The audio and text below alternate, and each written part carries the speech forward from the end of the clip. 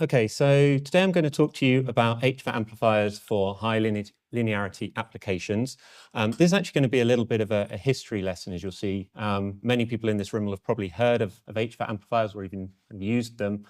And I'll go through a little bit about the background of the HFET amplifier, its advantages compared to traditional MESFETs, and then how it's been superseded in a lot of cases by pHEMTs, but actually still has use today for high linearity applications.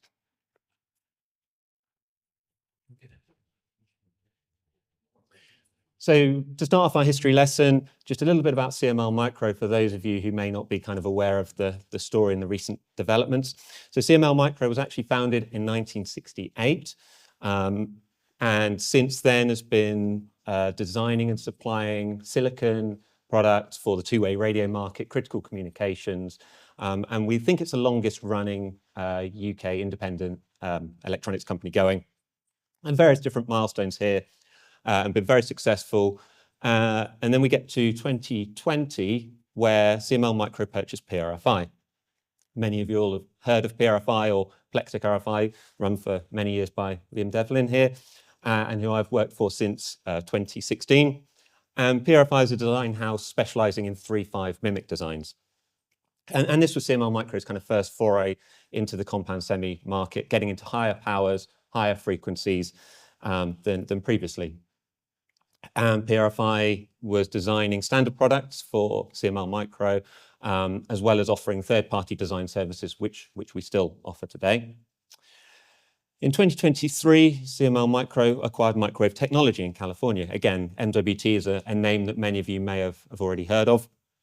And actually, they had their own MESFET fab up until a few years ago, but selling lots of transistors and MMICs for various different applications, and a wide IP and product portfolio of over kind of 150 products. And CML Micro acquired that in 2023, and that instantly gave a huge kind of range of products that we can offer to customers. And then December of last year, PRFI was integrated fully into CML Micro. So now there's a single identity for all our 3.5 offerings, products and services. And as a result of that, I also took on a slightly different role of product line director, which means I get to look at all of the products that we sell, the ones that we've inherited from MWT, and really try to pick out the ones that are kind of of most value to customers. So just one more marketing slide, I'm afraid.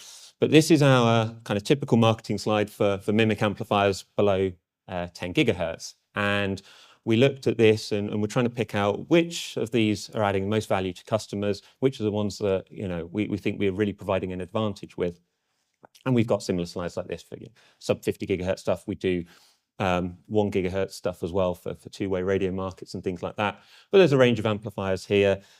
You've got 44 dBm amplifiers up at kind of X-band, C-band frequencies, all the way down to driver amplifiers for 2 gigahertz and below.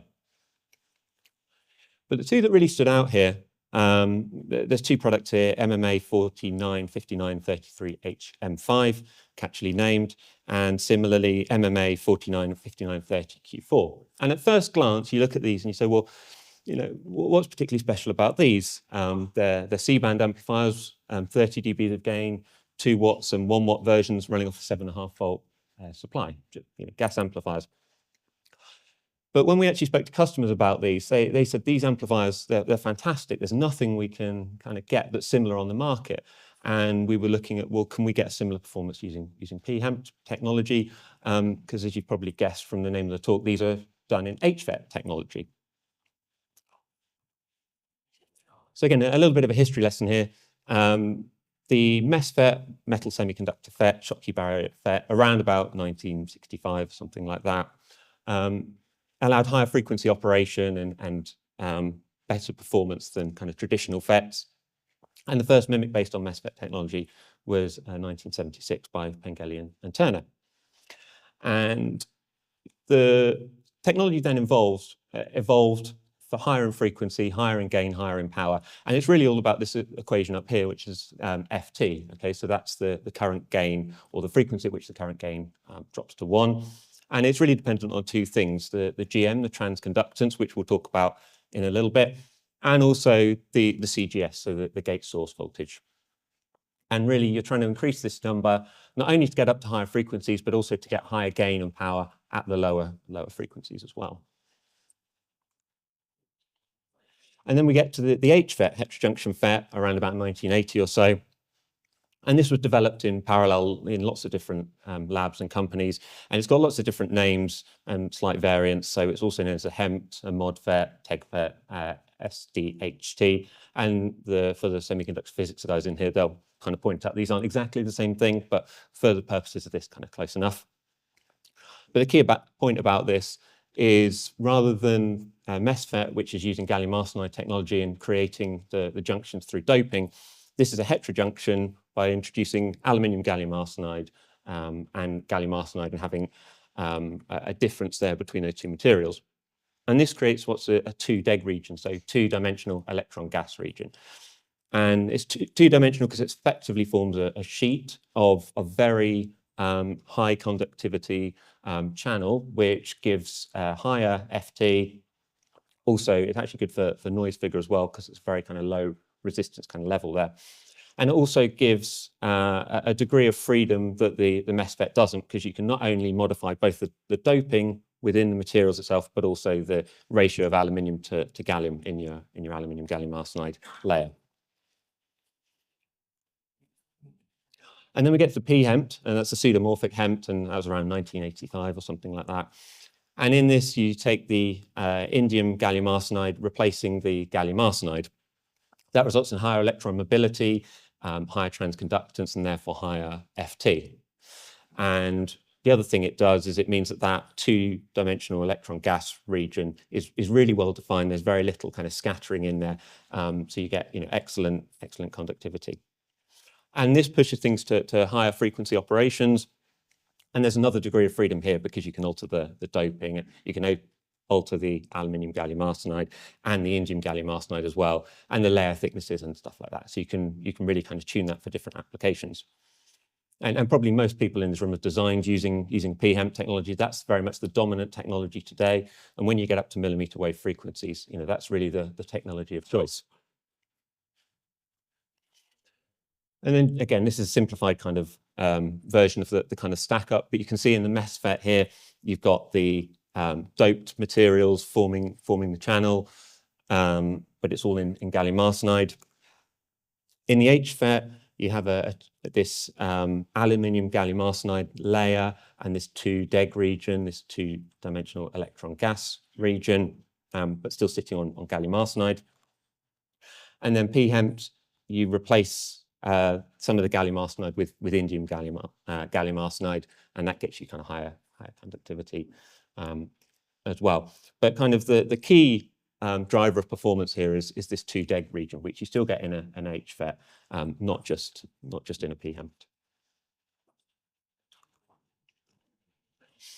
Now, something interesting here, I talked about transconductance, GM, and that's basically the change in output current that you get for change in input voltage.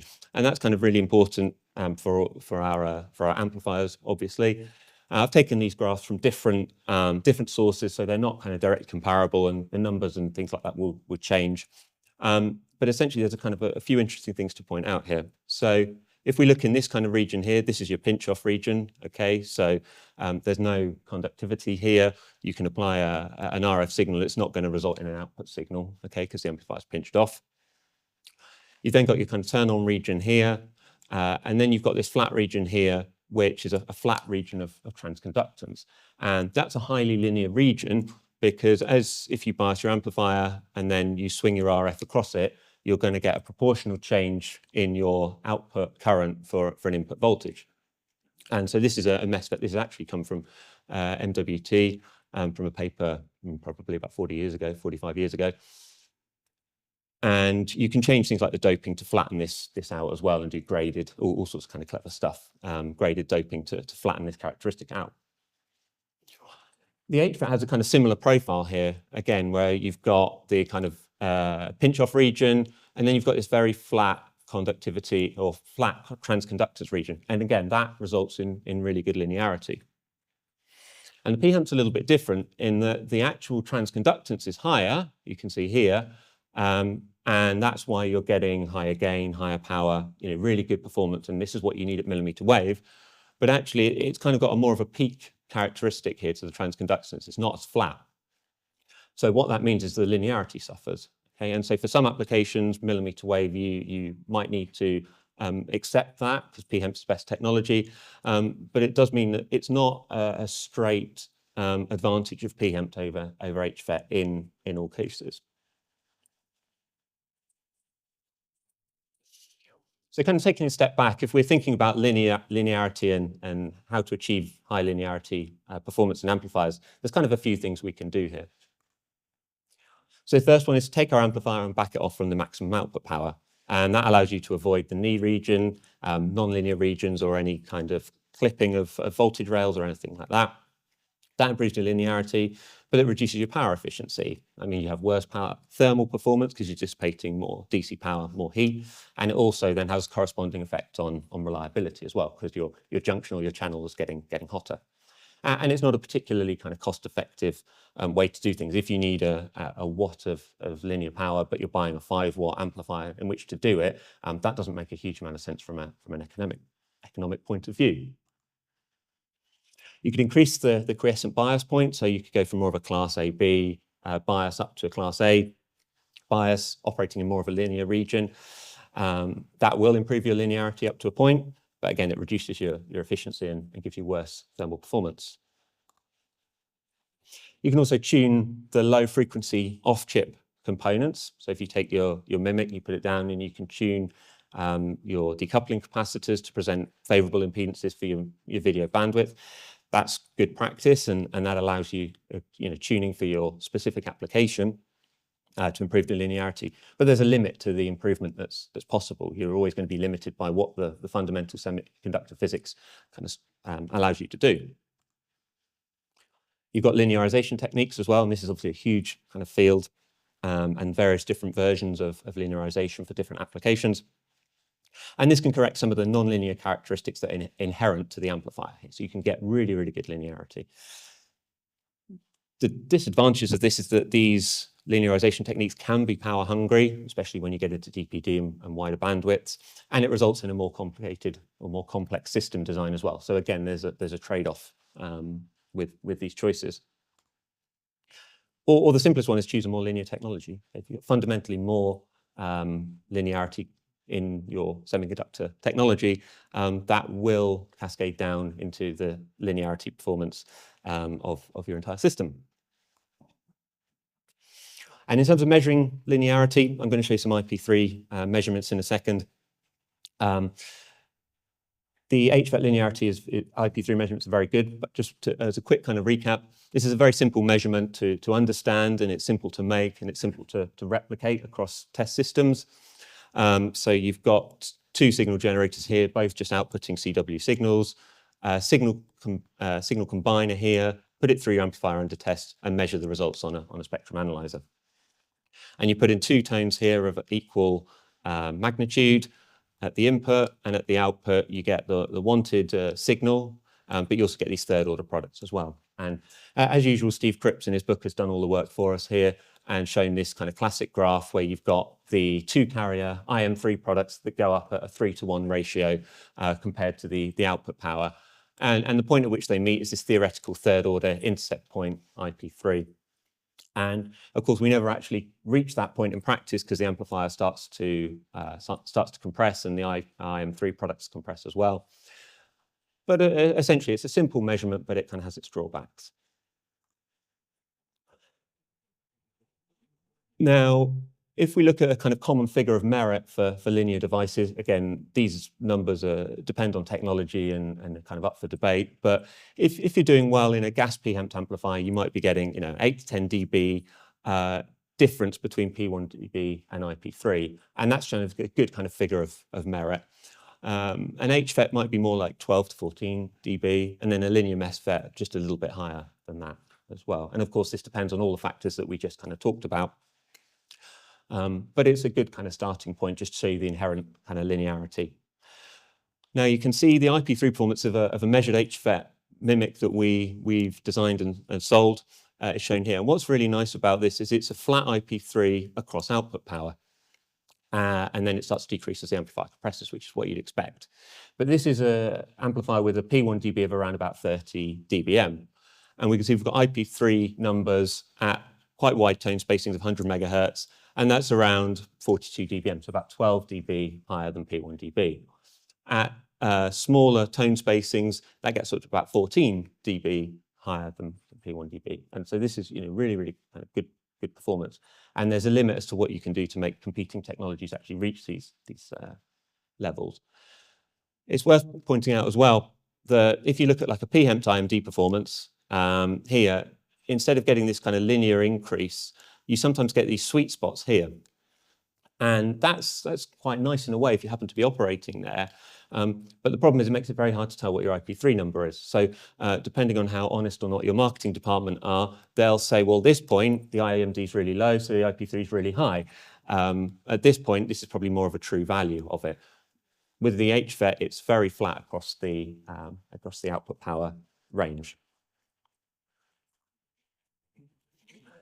And then there are two contributors to the IP3 performance and to the linearity performance. One of these is gain compression, which I've shown here. And again, this is a measured gain compression characteristic for an HFET. So again, it's very flat. There's a very small amount of gain expansion there, and then kind of a nice hard compression characteristic here as we get into P1 dB and then into saturation.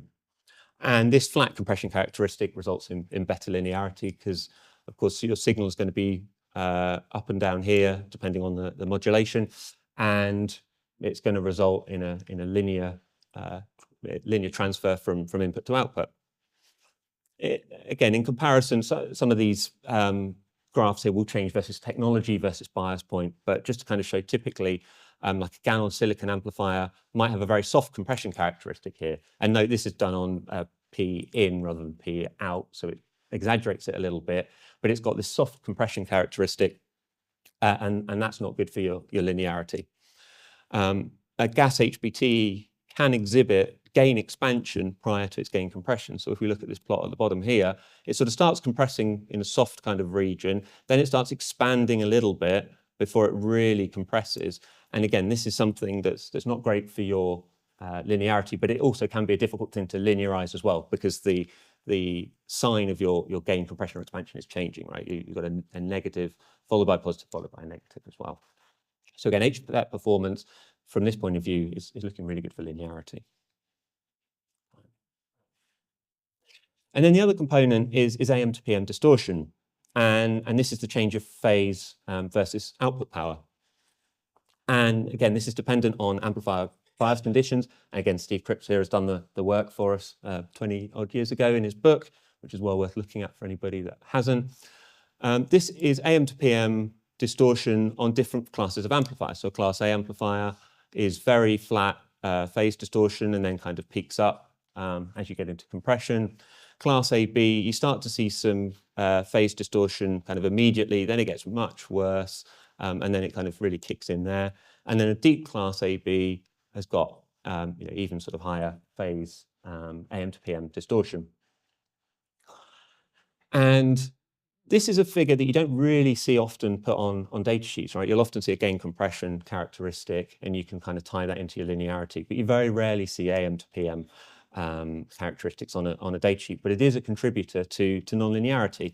And it's still a relatively simple measurement to make. You can just make it with a VNA as long as your VNA can drive your amplifier hard enough. And because it's contributing to linearity, we should probably be paying more attention to it, to be honest.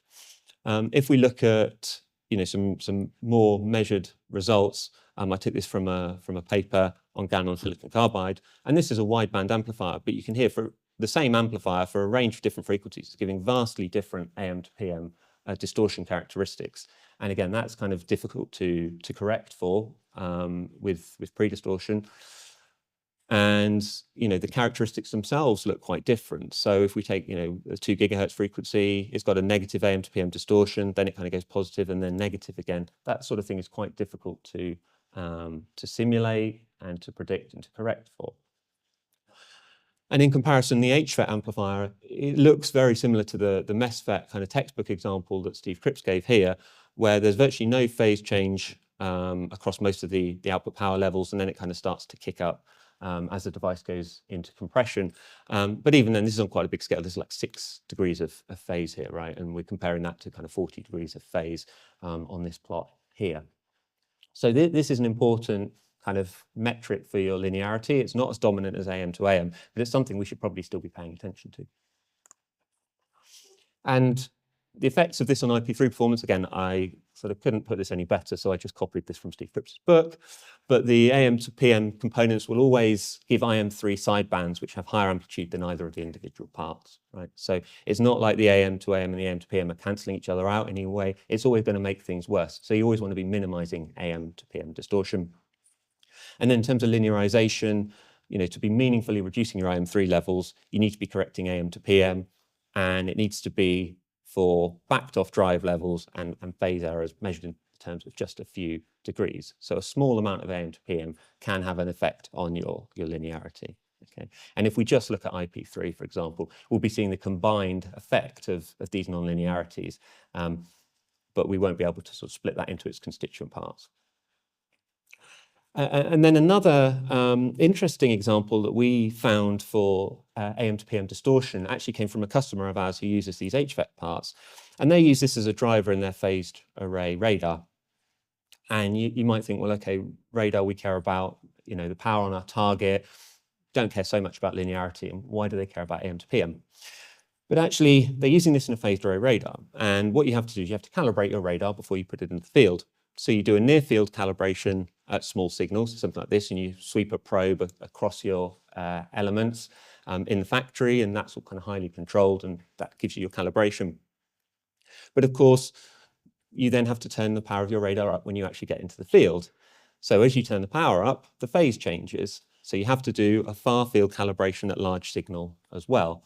And you can see how if you have a high AM to PM distortion, that's going to make your calibration in the field more difficult because you're going to have more of a change between where it's nice and linear at low input powers where you've calibrated in the factory and high output powers when you're actually using it in the field.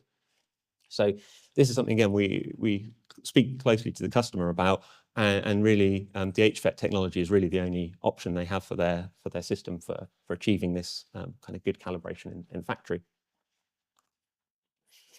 And then back to kind of communications and linearity, just a measured result of error vector magnitude here.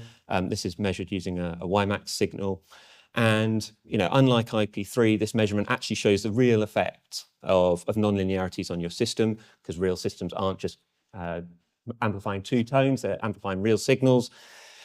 Show a kind of typical constellation diagram here of the real and imaginary for IQ vector modulation. And the EVM is measuring, it's a single number that gives you an idea of how far these are deviating from their ideal kind of state. And this EVM measurement requires more sophisticated test equipment than IP3 or AM to AM and AM to PM measurements, but it is at least giving you the real feeling for what your amplifier is doing in a real system. And there's an EVM here of below 2% up to 21 dBm for one of the amplifiers we've shown here. So again, a bit like in our IP3 measurements, the AM to AM and the AM to PM kind of combine, or rather don't combine, so that it gives you good EVM performance. And then just to show, the kind of basic RF performance as well is still pretty good with HFETs, and you can do a bit better than this with a pHEMT. But where we're looking at, the 5 to 6 gigahertz kind of range, you can get enough gain and enough output power from HFET parts compared to going to pHEMT. This would be a different story if we were up at millimeter wave. But for a two-stage amplifier, we're seeing about 21 dBs S21 and around about 1 watt of output power across quite a wide range and quite repeatable across different samples here that we've measured. And then I did promise no more marketing slides, but there's just 2 here, so bear with me. We've got a range of products here built on HFET technology, and these are kind of ideally suited linear driver amplifiers for sub 6 gigahertz PA applications. So we've got wider band parts like 0.5 to 4 gigahertz, giving around about half a watt or quarter of a watt of power. highly integrated for specific applications, 50 ohm input and output match, various degrees of gain, and very easy to integrate into your system, but also discrete transistors as well. And these are offered as package parts or bare die for kind of maximum flexibility in applications. So obviously they're tunable for different bands, different applications, and there are monolithic models available here to help design these into specific applications. And the more kind of eagle-eyed view will notice that a lot of these you can bond the sources out as well. And we haven't really talked about it too much today, but one of the things about HFETs is that you can get very low noise figure as well. So if you want to use these to make an LNA as well, they make very good candidates. And so the sources here, you can bond them out in case you need to do any source peaking or feedback or anything like that, right, to get really good low noise figures. And then, okay, this slide here, I was trying to give a kind of rough comparison of different technologies, and I'm sure we can kind of argue about this over coffee later as to which is better and whether these colors are right and stuff like that.